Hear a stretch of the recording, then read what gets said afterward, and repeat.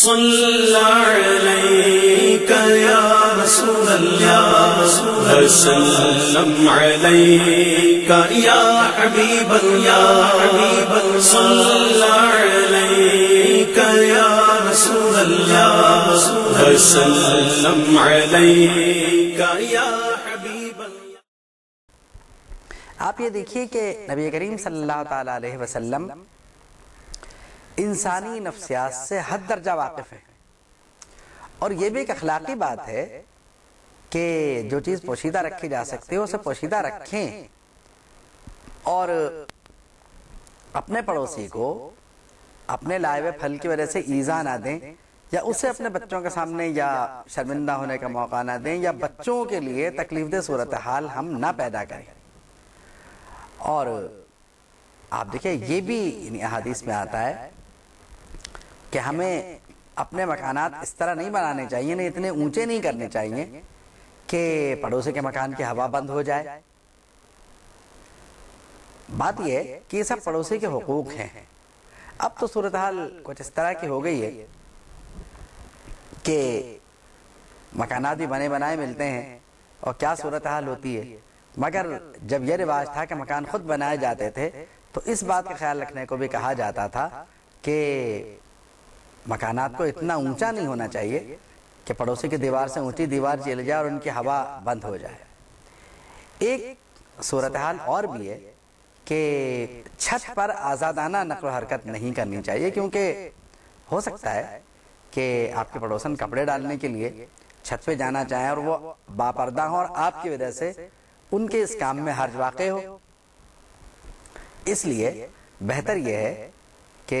چھت پہ ادھر ادھر اس طرح گرمی میں عام طور پہ چلے جاتے ہیں، یا جو بھی صورت ہو، یا تو پھر یہ کہ دیواریں وغیرہ اتنی اونچی ہوں کہ پڑوس کے گھر کی صورتحال نظر نہ آتی ہو۔ اور بعض جو قصداً اسی ارادے سے چھت پہ جاتے ہیں کہ تمام پڑوسیوں کے گھر کا احوال معلوم کریں گے، تو وہ گناہگار ہیں۔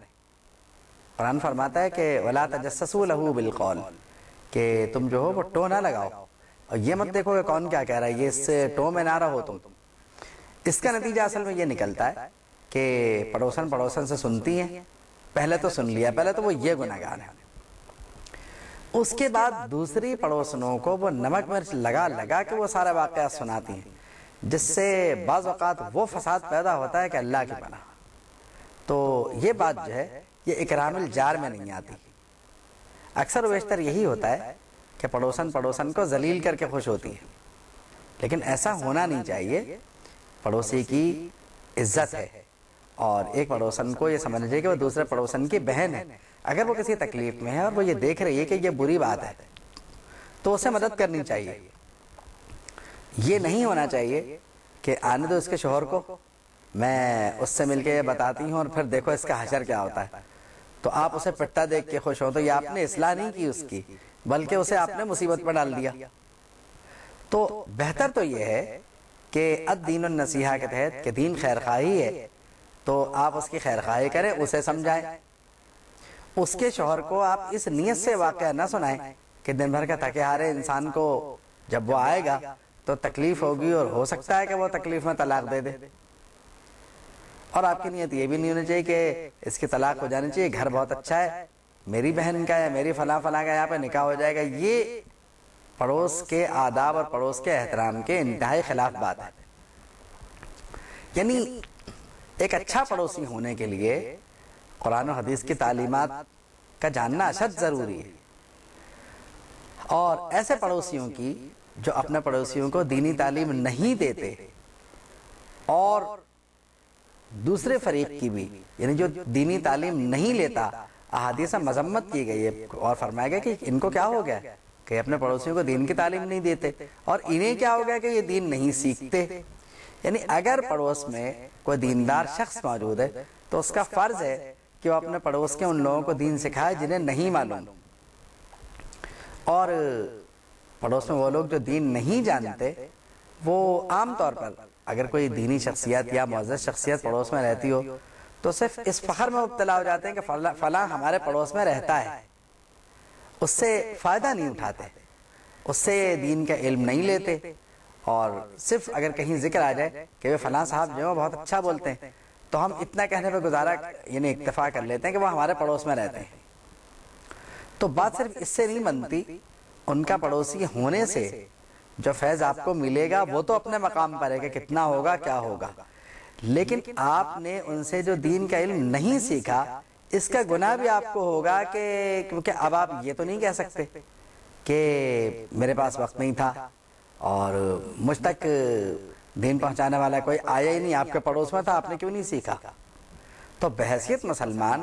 جو تعلیم حاصل کرنا ضروری ہے دین کی، وہ تعلیم ضرور حاصل کی جائے. اور اگر پڑوس میں ہے تو سبحان اللہ یہ تو کوئی بہت ہی اچھی بات ہے کہ پڑوس میں ایک ایسا شخص جو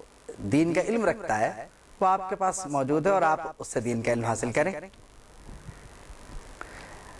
تو آپ کے لیے تو دین سیکھنا بہت آسان ہو گیا نا. جس کو دین سیکھنا ہے اگر اس کا پڑوسی دیندار ہے تو اس کے لیے دین سیکھنا انتہائی آسان ہو گیا. اب وہ دین سیکھے کیونکہ اب یہ اس کے لیے فرض ہو جاتا ہے. اور اگر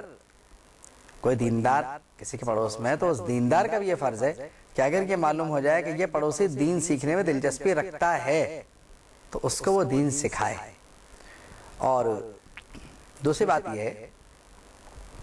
کہ پڑوس کی جو خواتین ہیں ان کے لیے محلے کے لڑکوں کو یا اور لوگوں کو تکلیف کا باعث نہیں بننا چاہیے. پڑوسنوں کو بھی یہ چاہیے کہ وہ ان کے گھرداری کے خیال کریں، ان کے گھر والوں کو اس نیت سے اطلاع نہ دیں کہ ان کی پٹائی ہو گئی ہے، چیخے گی تو بڑا مزہ آئے گا، یہ ہے وہ ہے. اور پڑوس میں ایک چیز اور بھی ہے کہ برتنے کا سامان وغیرہ مانگا جاتا ہے، اول تو لوگ دیتے نہیں،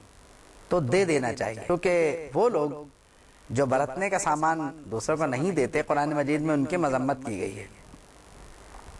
اب جو لوگ سامان لے رہے ہیں بعض اوقات ایسا بھی ہوتا ہے کہ لوگ اس لیے نہیں دیتے کہ بھئی ان کو سامان دیں گے تو واپس نہیں آئے گا. پہلی صورت تو یہ ہے کہ سامان لینے کے بعد وہ واپس کریں، یہ ان کا فرض ہے، اور اسی حال میں واپس کریں جن حالات میں لیا تھا.